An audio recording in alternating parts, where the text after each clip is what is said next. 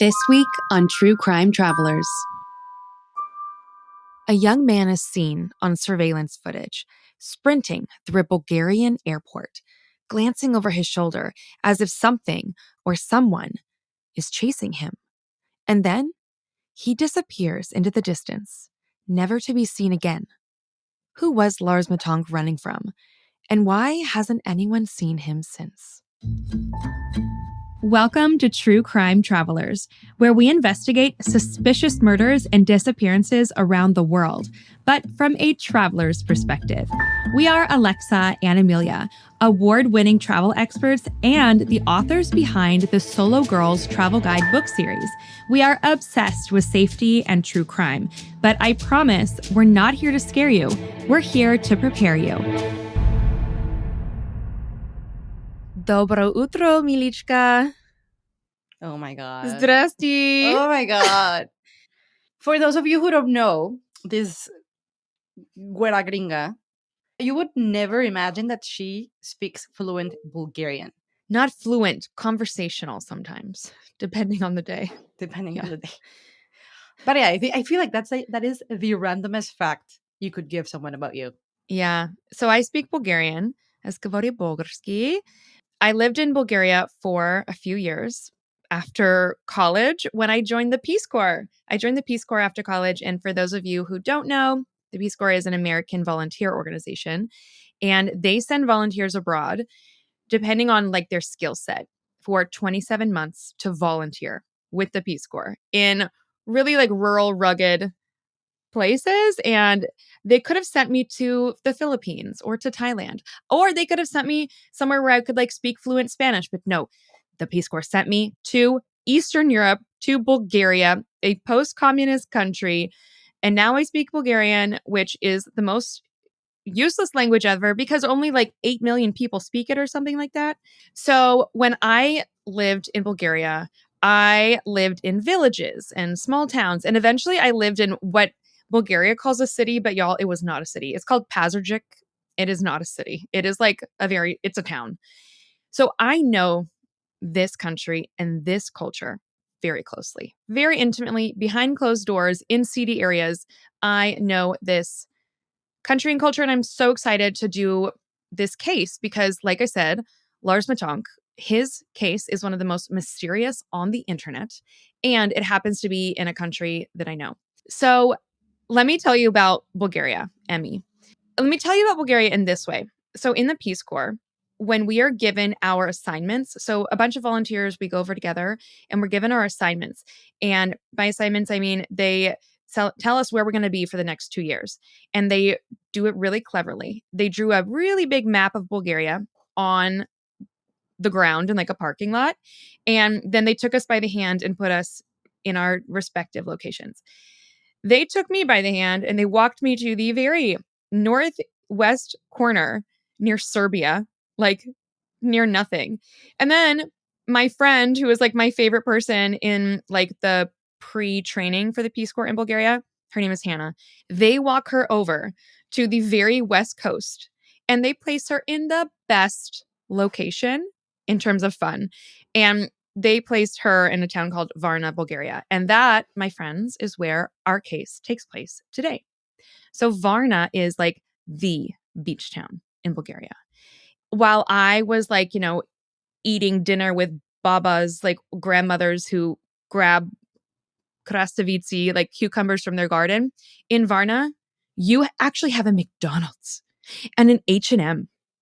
And there's like tourists. Like this is a real town. I lived in like communist block apartments, and Varna is the western window to the rest of Europe. Honestly, I think you got the better experience. I do too. And I will say about the town, you don't really go to Varna because like the water is gorgeous. You go to Varna because it is cheap. Varna's nightlife is the big major draw. So they have bars and clubs and restaurants and cornflake chicken. If you ever go to Varna, if you ever go to Bulgaria, try cornflake chicken. It'll blow your mind.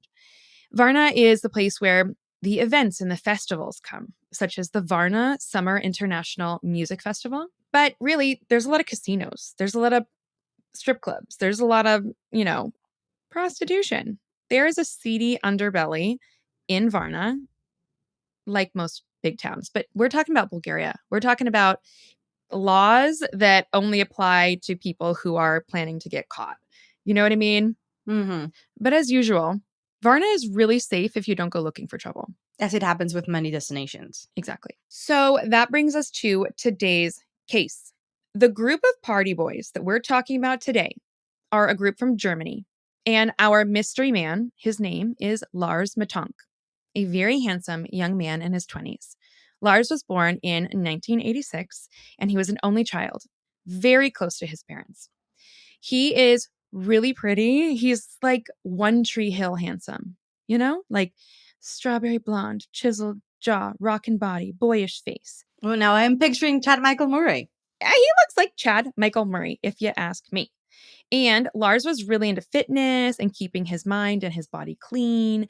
He worked at a power plant 100 miles away from home in Germany. But this is the kind of guy he was. He came home almost every weekend to help his mother take care of his father who had had a stroke. His mom takes care of his dad full time. So, Lars is in his 20s. He's got a really good head on his shoulders. He is healthy. He has a good relationship with his parents. He's responsible. And so when his friends were like, hey, Lars, we're all going to Bulgaria. We're going to the Black Sea for a vacation. His mom almost had to be like, Lars, go. You need to go. You need to have fun. And he was like, all right, I'm doing it. So the boys, they fly to Varna and they check in to a resort in kind of like the hotel area called Golden Sands. It's technically its own little world, but it is part of Varna. And this story very much has a lot of ties to the center of Varna. So let me just walk you through how this trip went. On day one, on July 8th, 2014, so like the height of summer in terms of tourism and heat, Lars and 5 of his friends, they land in Varna, Bulgaria for a week-long vacation. The boys had 4 days of fun without incident, partying and swimming. And these boys, as most European men are big football fans, and it was the time around the World Cup. So they're out and they're watching games and stuff like that. So the boys were partying and swimming and having a great time. But Lars's friend Tim did note that Lars wasn't eating much, especially not compared to his friends. But his friends, right, they love like a good late night McDonald's. And Lars was kind of on a health kick. So he's like eating soups and salads and kind of eating sparsely. And his friend Tim, though, did note, like, hey, man, like, what's up, So all of those days go by just fine. But then on day 5, an incident occurs. Here's what you need to know about young German men, including Lars. They are typically hardcore football fans. And by football, I mean soccer. And Bulgarians are too. Bulgarians are obsessed with soccer as well. And I mean, these people are like really dedicated to their football clubs. They will fight. There are hooligans. I had a Turkish boyfriend once. It was like a football hooligan, it turns out. He had to show me like YouTube videos. And I was like, he's like, it's political. And I was like, what the hell is this? People live soccer very intensely and very deeply. Yeah. Hardcore fans. So yeah. And then during this week, it was actually the World Cup in Brazil. Oh. Yeah. So on day 5, the crew, they go out to a bar and they're watching the Costa Rica versus Netherlands match. And there were a ton of other travelers and locals there wearing their jerseys of their teams. And, people look at each other and like, hey, I don't like your team, even though it's not your team whatsoever and you just bought the thing. And so, guys drinking jerseys, they get into it. So apparently Lars is confronted by some Bulgarian high school guys because Lars was wearing the jersey that was the rival of their club. Okay, something is weird here for me. Now, this case has been covered so many times on the internet, and I have watched so many videos. I have read so many thingy things on this, so many articles. And this is another reason why Emmy and I do this podcast, is because there are things that people breeze over that Emmy and I would not breeze over as travelers. So Emmy, they're all out that night. The entire group decides to go back to their hotel, but Lars stayed out alone. That's Hmm. just why. I just don't know why he would do that. You know, Was he meeting up with a girl? it has never been written that he was, but maybe he was going out looking for a girl. I don't know. But, anyways, his friends don't see him until the following morning. And in the morning, when they see him the next day, he looks disheveled, no cuts, no black eyes. But here is what Lars told them happened.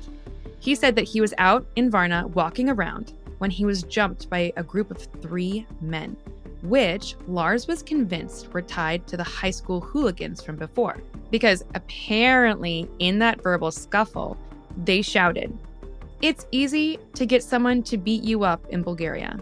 Like, we can hire someone to jump you." So that night, Lars is jumped by 3 men.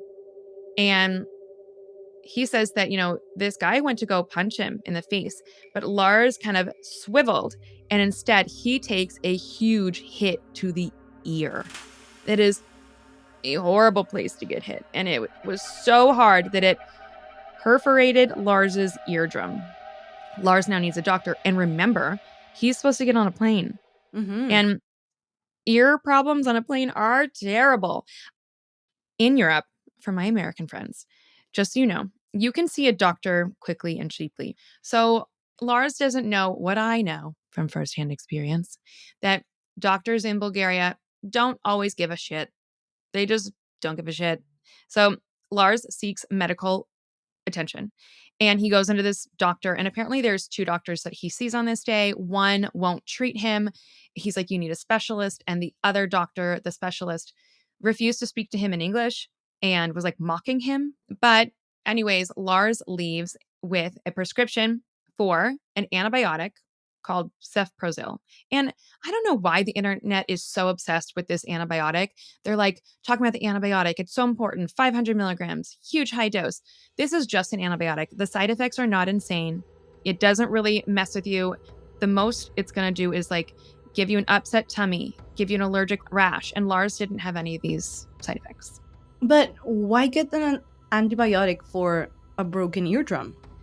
Preventative. Preventative. Okay. So it is day 6. And this is the day that Lars is supposed to leave and his friends are leaving. But he believes with his ear he should not fly. So he's like, "I'm going to just stay here for a few days, not to risk it. Let's see, maybe there's swelling. I don't want to risk it. It's an ear." And his friends are like, "Hey, we'll stay with you." Lars is like, "No, guys, don't worry about it. I got this." But spoiler alert, Lars didn't got this. Oh no, I can see where this is heading. This sounds like a terrible idea, and I wish his friends had stayed with him. I wish they had stayed with him too. And unfortunately, this is a decision that his 4 friends, I am sure, regret and think about every day of their life because they would never see Lars Mittank again. Want to travel with us? Every summer, Emilia and I take small groups of women away from the daily stressors of life in what we call river therapy. Imagine whitewater rafting in the most stunning locations across the USA, completely off the grid for up to 5 days, designed specifically for women who need a soul reset. Bring your stresses, anxieties, and fears. Bring your dreams, wishes, and goals. And join us for river therapy. Go to alexa-west.com and click on Glow Up Travel to join our next trip. Lars's friends had left. Now Lars is in Bulgaria all by himself, which is fine. It's not a scary place. Everything's going to be fine. Especially he's in Varna and he's at this really nice resort. However, because it is peak tourist season, they don't have a room for him. He's supposed to check out and they're like, "Hey man, like everything's booked up." So he's got to find a hotel. So he asks a taxi driver to take him to a hotel. He just goes outside and he's like, "Hey, need a hotel." And, Lars, it was 2014. You and I have talked about, like, we know from the Amanda Knox case, iPhones were invented in 2007. Yeah. So he does have a phone. He does have a phone, but he left his smartphone in Germany and he just has a clicky phone. So he doesn't have a laptop. He's not like going and searching, right? He's just going out and he says, "Hey, taxi driver, can you take me to a hotel?" Doing it the old school way. And this taxi driver is hanging out in the tourist zone, tourist area. So the taxi driver likely speaks English, yada, yada, yada. So Golden Sands, the area that they're in outside of Varna-ish, is 30 minutes north of the city center. So the taxi driver doesn't just find him something in there. The taxi driver drives him 30 minutes down into the very city center of Varna. And he takes him to a hotel called Hotel Colors. In between all of this, checking out from Golden Sands, going down to Hotel Colors, in between all of this, he's texting his mom and calling his mom, and they're in close contact. So much of what we know about this case, we know from Lars's mom. According to her name is Sandra, by the way, as the days unfolded with Lars in Bulgaria alone, Lars's anxiety escalated. He became increasingly convinced that he was being followed, chased, and stalked. That's creepy. Lars told his mom that he had been seeing suspicious individuals following him. Despite his mother's attempts to calm him down and assure him of his safety, his paranoia only intensified. So remember this. Here's another thing that I hate that people don't piece together. People just rush through this story. We're slowing it down. Lars, okay, checkout time of a hotel is what time? 11. Yeah, 11, 12, something like that. 12 if you're lucky. In Europe, I can say that it's 8 out of 10 times 11 a.m. Okay, so he moves 11 a.m. He moves down from Golden Sands and he goes to Hotel Colors. Let's say they don't let him check in till 3 at the latest, worst case scenario. He gets into his hotel at 3 o'clock, okay? The weird stuff I'm going to start telling you begins at 11 p.m. So from 3 p.m. to 11 p.m., what was he doing? Was he in his hotel room, peeking out the curtains, locking the doors, turning his phone off, turning the shower on? What was he doing in that hotel room? Because he was getting so paranoid that by 11 o'clock, he calls his mother. And this is when the crazy phone calls begin. The first call, he tells his mom, "Mom, block my credit card." He said, "When I checked into this hotel, they made a copy of my card." You know, one of those like chunk chunk things? They made a copy of my card. That's so 90s. It is so 90s. But in Bulgaria, they're living in communism time. Listen, they're post-communist, but things are still taking a while to catch up, especially in 2014. So he is all paranoid that that happened. And I will say that while that isn't like standard, I would say for Bulgaria, that is perfectly normal. They don't want you to leave without paying. Yeah, like a dine and dash but a hotel. So they chunk his card. But he is like, I think that this guy or these men, they might be trying to steal my identity or my finances. So he's like, cancel the card. And when I get home, I'll reinstate it. And she's like, okay. I mean, and you know what? It's not outside the realm of possibilities, but. No, I mean, I think it's like a fair, normal paranoia to have, I guess. Right. If all of his other behavior wasn't weird, and let's say you did this, I'd be like, okay, she's being extra safe. That's fine. Yeah. But then there's another call to his mother. Again, Lars is like, I'm being followed. My life is in danger. These guys are after me. They're going to get me. Then another call. Lars tells his mother that he has left the hotel. And this is in the middle of the night. He says that he is hiding on a hill. What? Yeah, he's like, there's 4 men chasing me. Don't call me back because I don't want my phone to ring. And, you know, he's on his clicky phone, but he's like, don't call me back. Then he sends his mother a text and he says, what is this antibiotic, cepha, whatever? Oh. Which means that he's there being like, he's like, I've taken 3 of these pills. He took 3. And now he's on this hill being like, what did I take? So is he thinking that like the doctors were in on it? Is he thinking that everyone's in on it? So then he sends that text and then nothing. His mom doesn't hear from him for the rest of the night. Oh no. So she is like in another country. Her child, who's 20, 21, her child he has an issue with his ear. He says people are chasing him. He's on a hill. She can't get to him. She is like, what is going on? And she's like, listen, Lars, I booked you a flight for tomorrow morning. So then tomorrow morning comes around and his flight is scheduled in the afternoon and he goes to the airport very early. I want to say he goes like first thing in the morning. So he calls his mom in the morning and he's like, okay, listen, these people, they're getting too close to me. They are chasing me. And in the morning, he's still convinced. I don't know what happened to him that night. I don't know what he did. But he's like, okay, I'm going to go to the airport and I'm going to go to the clinic and I'm going to see if my ear is okay to fly. Now this, Emmy, is where shit gets crazy. And true crime travelers, I need everyone to pay attention very closely starting now. Because like I mentioned, the events of what happened next have never been solved. From here, Lars's decisions and actions and behaviors would become very perplexing. His behavior increasingly paranoid, and his actions devastating. So, on the CCTV footage that will be on truecrimetravelers.com in the Lars episode, you can find this video. So Lars goes to the Varna airport early so he can go to the clinic to see whether it is safe for him to fly with his ear injury. On the CCTV footage that will be on truecrimetravelers.com in the Lars episode, you can find this video. And you see it begins with Lars walking into the airport, and he has a duffel bag and he has his stuff. And then in the footage, he starts exhibiting some bizarre behavior. The footage shows him in the airport, nervously pacing back and forth, looking over his shoulder repeatedly. His actions are looking like he is panicked, threatened. He looks like kind of like a caged dog, you know? Lars goes and he visits the airport doctor, Dr. Kosta Kostov. That sounds like a fake name. Kosta Kostov? Well, you're like named after your fathers.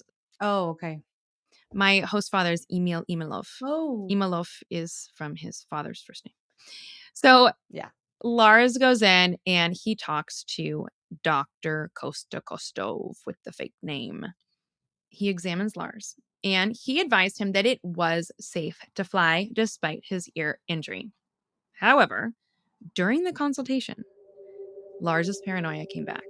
Lars suddenly became convinced, according to the doctor, that he was in danger. Lars told Dr. Kostov that he had to go to the bathroom, but Lars had another plan.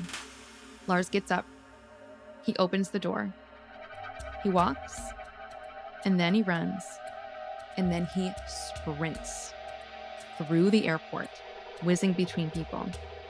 Lars sprints out the front door of Varna Airport, running for his life. This is the last time anyone has ever seen Lars in footage that has haunted his mother, everyone that knows him, and everyone that has heard about this case. Consider me officially haunted. I need to know the answer now. I have so many questions and 2 theories already. Okay, good. So, oh my gosh, don't lose them. Let's go. Okay, so next we see Lars.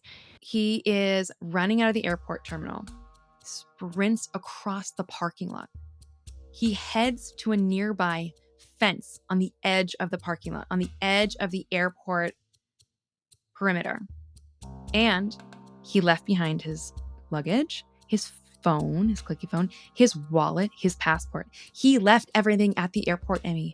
And something has caused this man to sprint out of the airport, run across the freaking parking lot, and then he jumps the fence. He jumps the fence, which I've heard is like a barbed wire fence. I can't zoom in far enough to see. And on the other side of the fence is a sunflower field. Bulgaria has like the tallest, most vast sunflower fields ever. They're like taller than you. So he really disappears into it, almost like a cornfield. And then that was the last anyone ever saw of Lars Mittank. And despite extensive search efforts by local authorities, there was no further trace of him ever found. And that 500 euros in his bank account never touched. So now the question is, was this super healthy fit man who doesn't do drugs, drinks rarely, was he suffering from side effects from his injury, side effects from medication? Was he undergoing a sudden mental break? Or were there really men in Varna, Bulgaria, hunting him down? Hey guys, it's me, Alexa. Did you know that after college, I left the country and I traveled full-time, nonstop for over 10 years? Through all of my 20s and into my 30s, I was living abroad, riding motorbikes through the jungles of Thailand, tending bar barefoot on islands in Cambodia, teaching English in South Korea, healing my childhood trauma in Bali, house sitting in Costa Rica, and eating tacos de cabeza, trying to order in Spanish in Mexico, all while discovering who I am and what I wanted to do with my life. This is what I want for you. I want you to see that the concept of the real world is fake. And actually, the whole world is real. You don't have to limit your life to the country where you were born. You can build a future, make money, and fall in love with people, passions, and yourself from anywhere on the planet.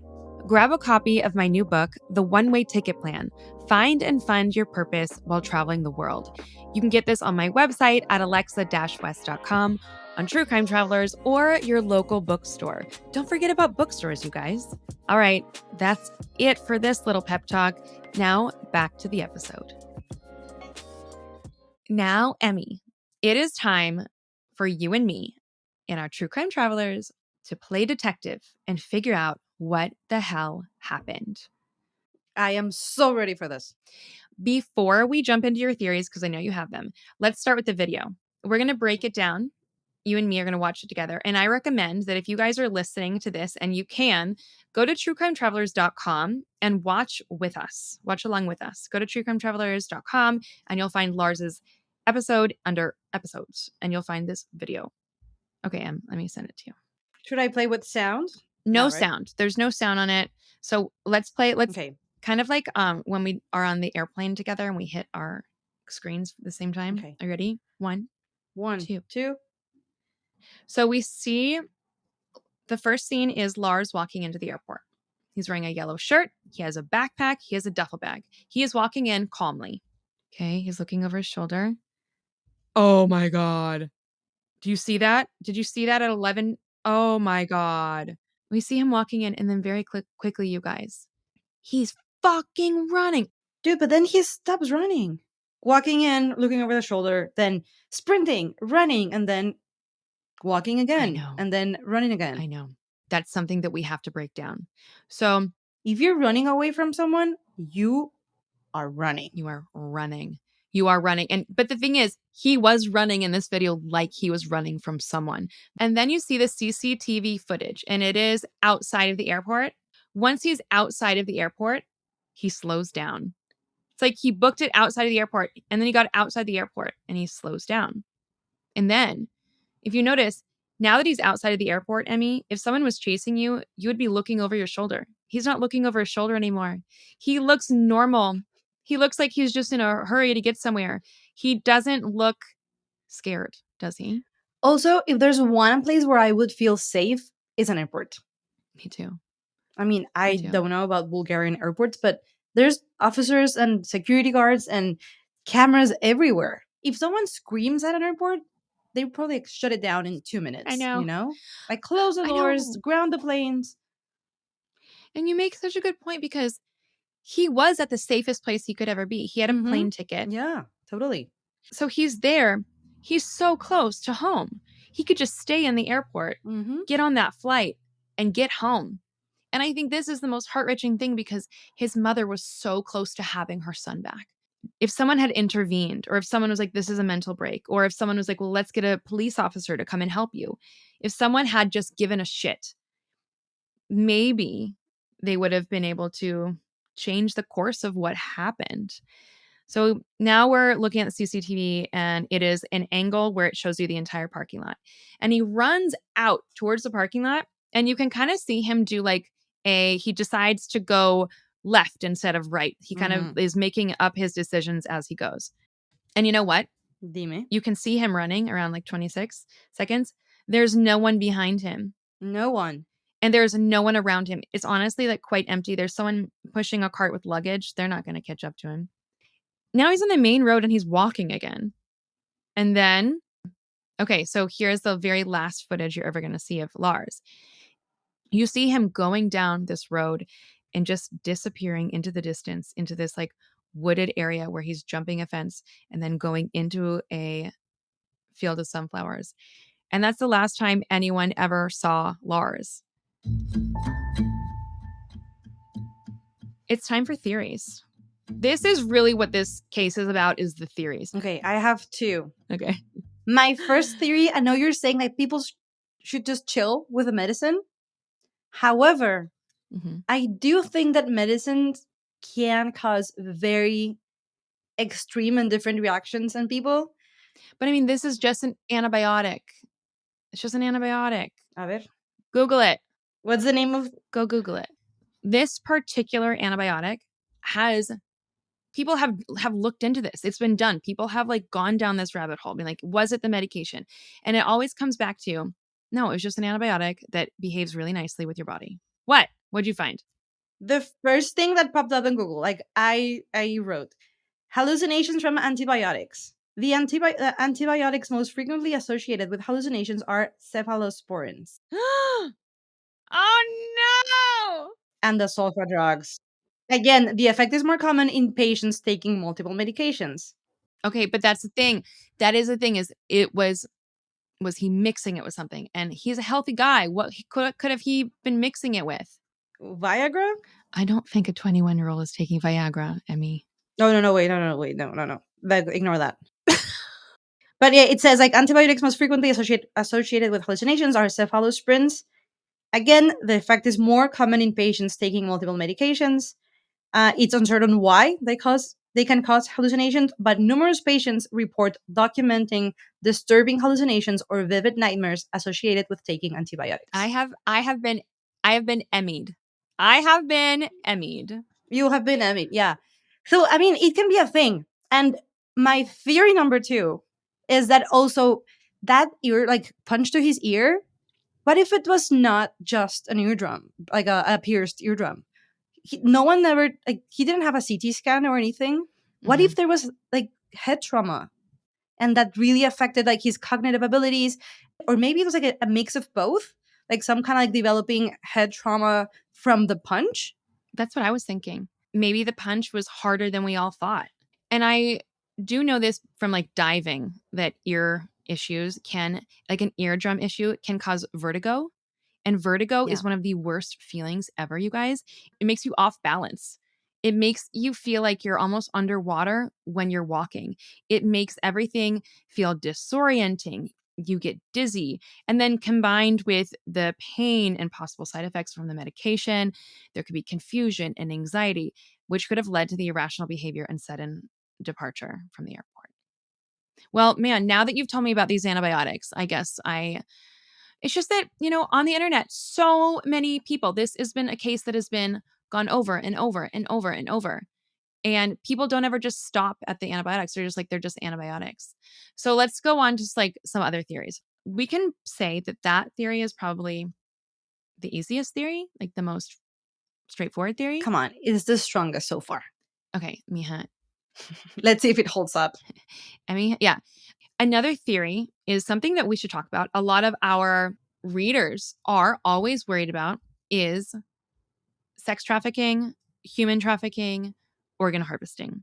And that is one thing that people come and ask me about often is like, what about sex trafficking? What about human trafficking? What about organ harvesting? And I've said it before, and I write about this in my book, The One-Way Ticket Plan, Find and Fund Your Purpose While Traveling the World, that the true but fucked up reason why you don't have to worry about this is that trafficking goes after vulnerable people that no one is going to care about that they have gone missing. They are usually going after, let me put it this way. In Bulgaria, if someone is going to traffic you, they're going to traffic a Bulgarian, or they're going to traffic a Romi person. And a Romi person is like the minority population we have in Bulgaria. That is who they're going to traffic. They are not going to traffic a German tourist. That would be absolute hell, not only for tourism, but, the mafia, they do have to report to people too. Like this would be now you're messing with like prostitution money. Now you're messing with alcohol money. You can't mess with tourism. That is why being a tourist is usually pretty safe. And that is why I was able to run around Bulgaria being a little, I really ran around like Bulgaria, not like Varna and Sofia, like the villages, the cities, like where the shit happens.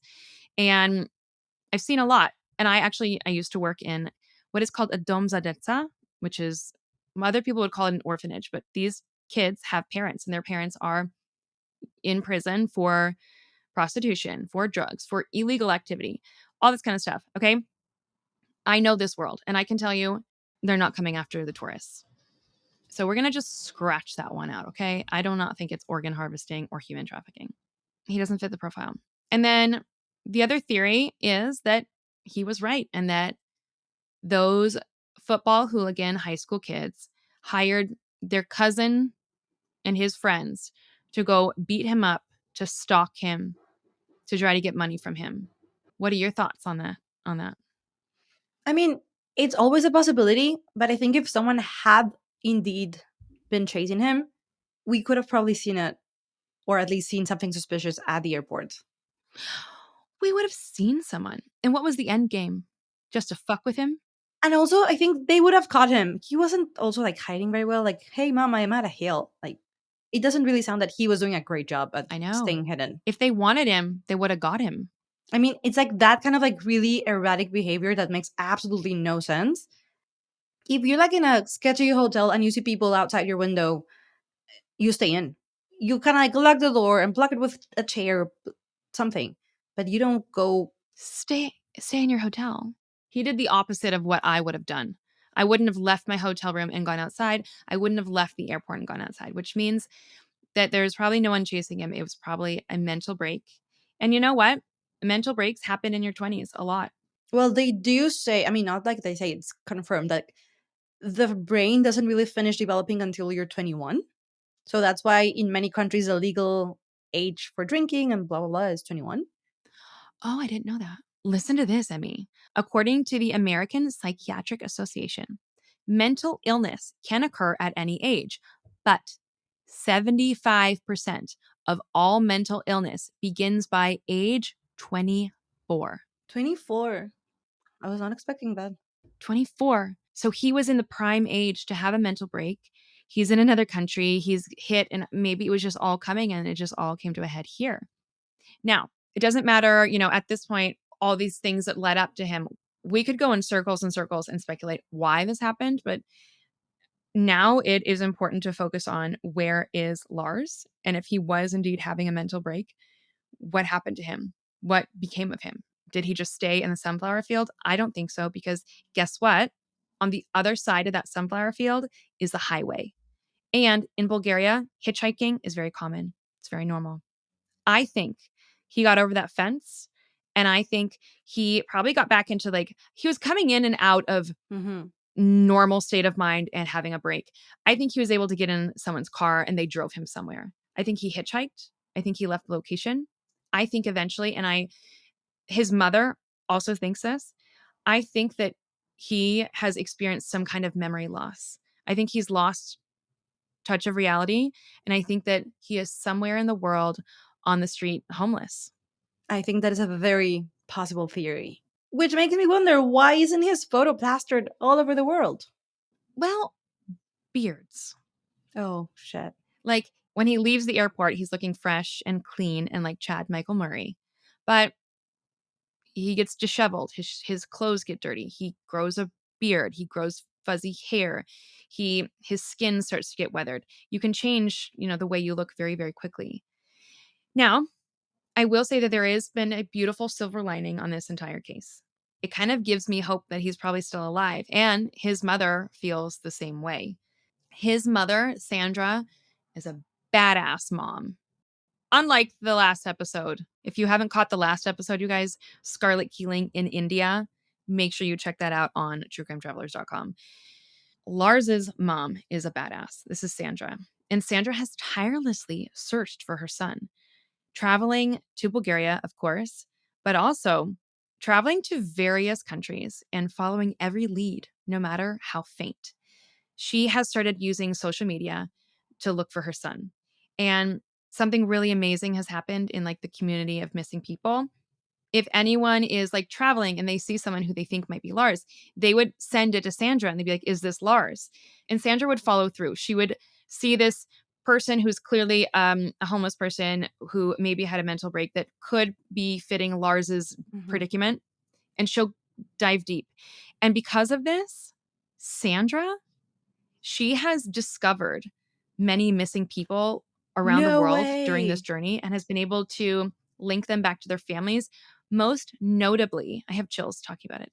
Most notably, there's this case of there was a man in Brazil. Someone found this man in Brazil. They're like, this guy looks out of place. So they took photos. It got back to Sandra. And while it was not Lars, it turns out that it was a man missing from British Columbia who had a mental break. And it's thought that he hitchhiked from BC What? and walked all the way down to Brazil. I mean, he had lost Yeah. his mind. He didn't know where he was, who he was, where he was going. And because of Sandra's efforts, he was finally reunited with his family. What a badass. Okay, so there's hope. I know. So, there is hope. I really do think there's hope. I really do. I mean, and one part of me is like, okay, if they didn't find his body that day, right? Then he is either wandering around, he is one of these invisible people that Yeah. you walk by in a city that you're like, oh, that's just another homeless person, or something bad did happen to him and his body was put somewhere that we're not going to find. And if that happened, I would honestly say that that was a separate incident, not even related to this one. Again, like a hit and run or something.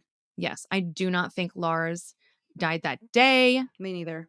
So we're still here. At the end of all of this, we're still here at the unsolved nature of this disappearance that continues to baffle the true crime community, the world. I mean, just even if you're not in true crime. So I guess that is really unsatisfying, but that brings us to our travel lesson of the day. I don't have one. Do you have one? Tell us. I would say that the travel lesson for this episode would be no one stays behind alone. If they're good, they're living life, maybe they met someone. That's fine. They can stay behind solo and continue their adventure solo. But if they're going through something, even if it's illness or maybe they lost their passport, whatever, if anything has happened to them, you don't leave them behind alone. So, and when you're like in a far country, it also sucks being sick and alone in a foreign country, right? Mm-hmm. I know that Lars looked like a big, strong, big boy. And they're like, oh, I mean, they did say, hey, we'll stay with you. And he's like, no, no, no. But yeah, if you and I were traveling together and you had this amazing opportunity and you're like, I'm going to stay back, I'd be like, go solo travel girl, go. But if you were like, I am in pain, I'm on this medication, I'm going to stay in a hotel room, I would just be like, I'm going to stay with you. Like, I'm not leaving you here. I think that's a good travel lesson in me. And on that note, Okay, so where are we going next week? next week, we are going to the most magical island on Earth. We're going to the island where me and Emilia met, the island where we write the #1 guidebook, the island where we have a lot of friends, a lot of experiences, where we had spiritual awakenings as well as late night getting drunk till 3 a.m. ings. And if you follow us, you know exactly what we're talking about. And if you don't, then we'll see you next week. Bye. This podcast delves into true crime cases, and we want to remind our listeners that all individuals mentioned are presumed innocent until proven guilty. The opinions expressed here are solely those of myself and Emilia. We strive to research thoroughly and provide accurate and up-to-date information, but please be aware that some details may evolve over time. We encourage you to do your own research and verify the information presented. Thanks for listening. That sounds like a fake name.